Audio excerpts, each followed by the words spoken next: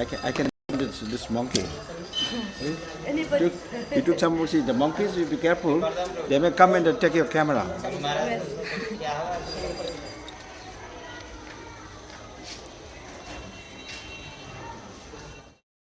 So first is Vaishnavism, Hinduism.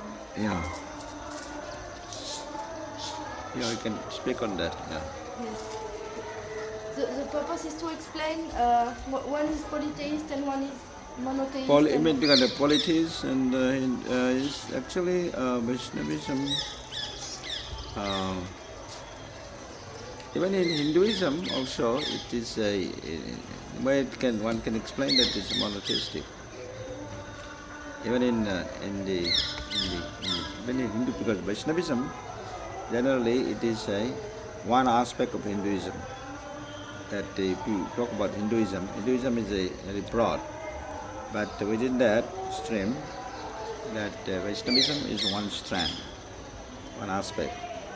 That also in the Hinduism, except one supreme being. And what happens is when people say polytheistic, it means there are many gods. But in a way, we have these demigods. Even in Christianity also there are many gods. That these angels and all these different these beings. But in our case, we call as demigods. They are called devatas. And devatas are all coming from one God. They are expansions. They are empowered individuals who are empowered to perform certain functions. So therefore they are called like demigods. But they are not the same as God. God is one, supreme being. From him, many can be, let's say, generated. But the source is one. Even in Hinduism also. It's not that Vaishnavism only the monotheistic, but there's also, there are many these different aspects, but the Supreme Being is one, and from him, many, let's say, expansions and many other empowered personalities can be generated for very different functions. Therefore, in the eyes of those who are not familiar with its conception, they only think that the Hindus has so many gods, and so therefore they misunderstand. Otherwise, it could be.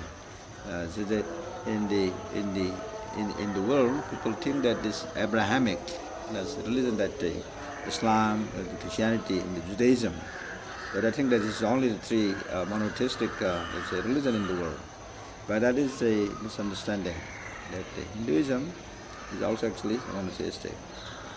You accept one God, one supreme being, but the supreme being has the this capacity to expand in many different forms. So and those could have, you see, God is unlimited, so therefore the expansions also could be unlimited. So, but the conception is that it is one source. So like when Lord Brahma is the first created living being in this universe, his name is the Brahma. When Brahma, when he prayed, he says, Ishvara Parama Krishna. That in Sanskrit language, Krishna is the supreme personality of Godhead. He is the controller, Ishvara, he is the supreme Lord. And he is the primeval source. Ishvara Parama Krishna, Sachidananda Vigraha, Anadir Adir, means he is the origin of all origins. Anadir Adir, Govinda. Govinda is the name. It's also called, see, God can have different names, but they are the same. Anadir Adir Govinda Sarva Karana Karanam, and he is the primeval cause of all causes. So in this way, that the definition, God's definition is actually available in the Vedic tradition.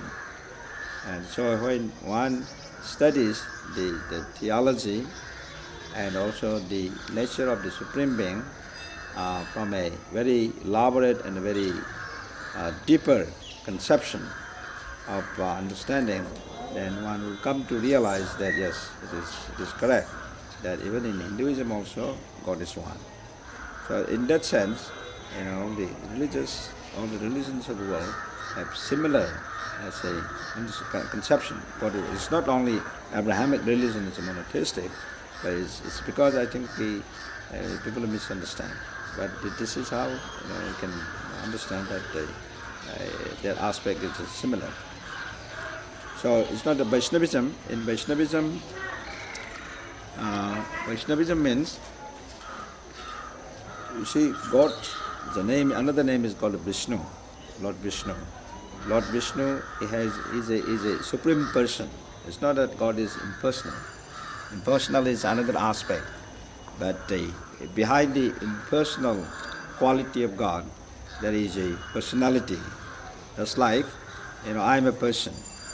So my voice, or sometimes my energy or my words may be going somewhere, because that words generated from my conception, from my vision. But that work goes on without my physical presence. So it could be like some kind of impersonal energy that coming out from me. But the person is sitting here. So similarly, God, the Supreme Being, in the Vaishnavism, is known as a supreme, as a personality. He has the qualities of personality. He is also an individual, and he has all the traits of personality. So he has consciousness, and he has willing, feeling, thinking, and all these qualities of personalities. So are endowed in God also. So this is the specific characteristic of the Vaishnava strain of Hindu religion. So any person who worships God, Vishnu, with that understanding is called it's called a Vaishnava, and the traditional, as a spiritual, culture that he practices is called Vaishnavism.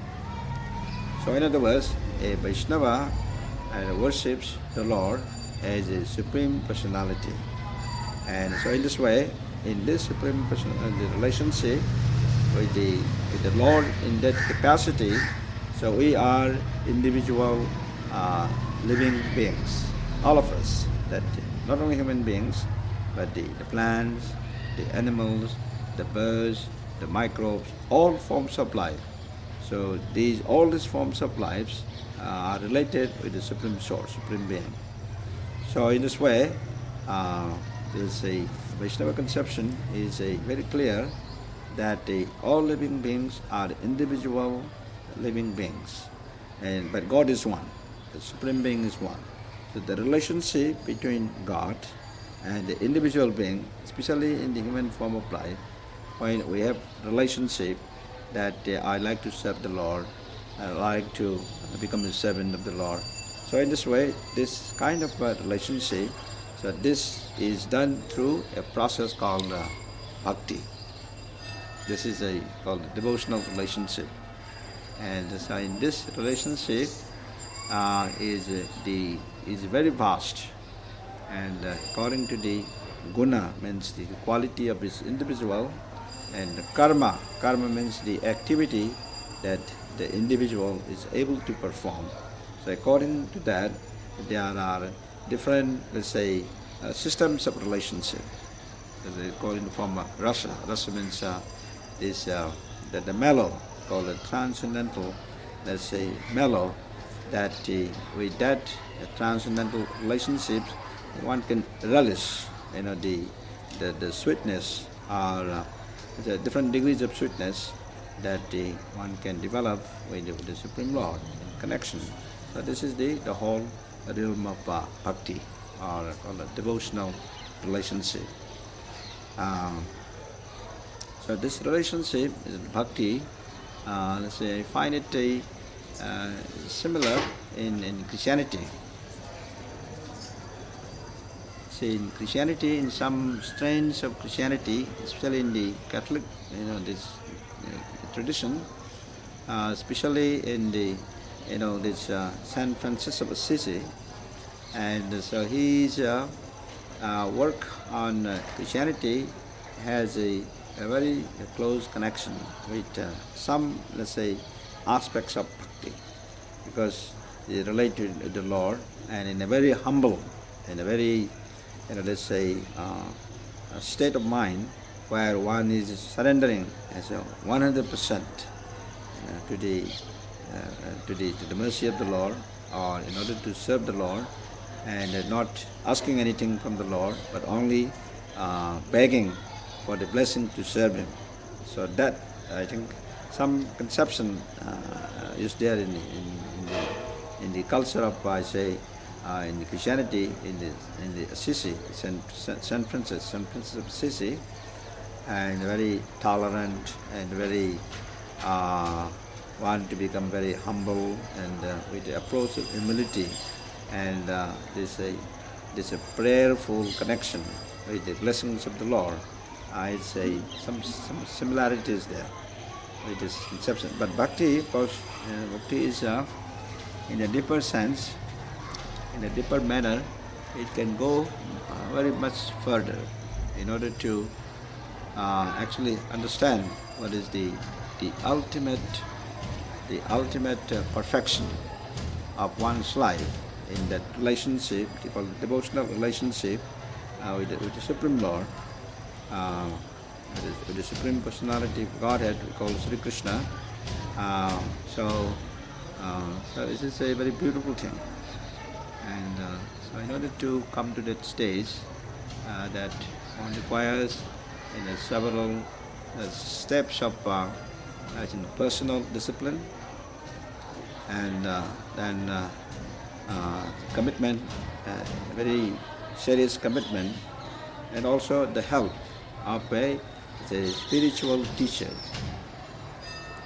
called the guru, or a spiritual teacher who can guide me and who can engage me in developing that quality. And so in this way, it is in the Vaishnava tradition, it is an absolute necessity that one should be guided by a bona fide teacher, coming in is called proper parampara. Parampara means the disciplic succession. In that, so a bona fide teacher who comes from that, and say, from that recognized tradition, so one must be guided by such an advanced teacher of in this spiritual search for knowledge. So an example is that the tradition I follow, is called Brahma, Madhva, Gauriya Sampradaya. Sampradaya is the same as the Parampara system. So there are four sampradayas, the bona fide sampradayas, and out of that this Brahma, Madhva, Gauriya Sampradaya, that you see it's called International Society for Krishna Consciousness, in which I belong. This International Society for Krishna Consciousness belongs to this sampradaya called the Brahma, Madhva, Gauriya Sampradaya. So you can see that whether someone is bona fide or not, so you can judge you can ask from which sampradaya you are coming. What is your sampradaya? So then, because there are many individuals who don't belong to any sampradaya and just doing out their own, let's say, interests, or they may not be bona fide. But if you are looking for a bona fide, let's say, there's a line and a source, and you should ask which sampradaya you belong to or you come from. So in this way, this knowledge must be transmitted from a proper bona fide sampradaya.